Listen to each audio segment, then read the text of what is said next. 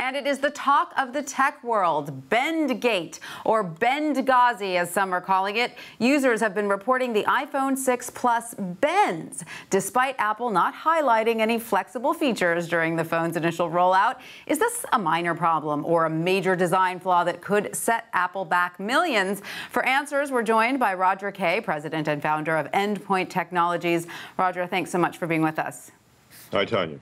So Bendgate seems to have caught everyone off guard with this latest iPhone model. It's a large phone, it's a thin phone, and it's made out of aluminum. So should we expect that it's going to bend? Well, normally you actually wouldn't expect it to bend, Tanya. I mean, if you look at it, the HTC One is an all-metal body, and it doesn't bend. And Samsung has large units that are made out of metal that don't bend.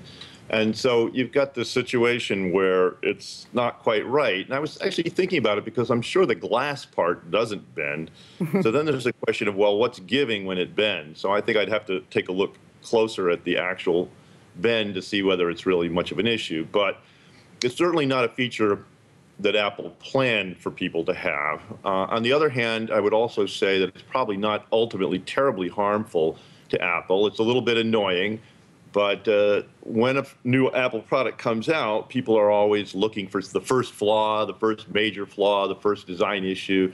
And so there's a bit of that going on here. But mostly, if you treat the phone decently, like imagine you had a nice brooch, a piece of jewelry, you wouldn't just put it in your back pocket and sit on it. So, Good point. Well, users are having a lot of fun with this, though. We found a bunch of funny tweets and images on the internet. We've got the Dolly iPhone 6 there. It's certainly giving people, it's certainly entertaining a lot of people at the very least.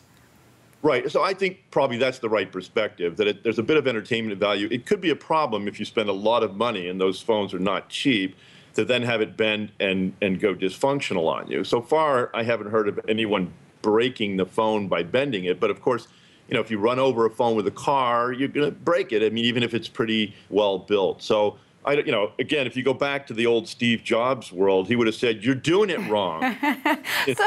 So far, Apple hasn't responded to this bending issue. How do you think Apple should respond?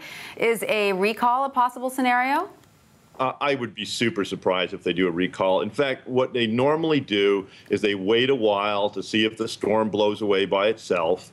And if it doesn't, eventually Tim Cook will come out and say something like, "You're doing it wrong." Right. No, what he'll say is something like, "Well, you know, we didn't design it to be stress tested. On the other hand, it should be pretty robust under normal usage. And you're doing it wrong. So just do it right, you know." Do we have an idea of whether the inside of the phone is bending? I mean, clearly the glass doesn't bend. I've seen pictures of the glass actually cracking when it's bent too far. So what's happening on the inside?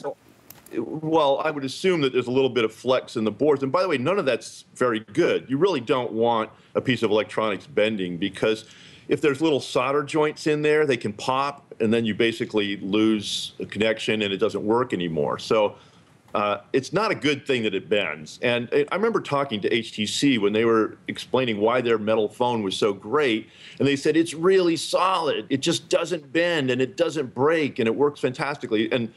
But that's the only thing that it did well, I guess. So people didn't love it that much. But, well, I got to be honest with you. I think the bending issue is more of a problem for men than women, because they tend to put those phones in their pockets. We put them in our bags. So I don't know if I'm going to be too worried about it. I have one recommendation: is wear loose pants. There you go. Roger Kay, thank you so much for all that.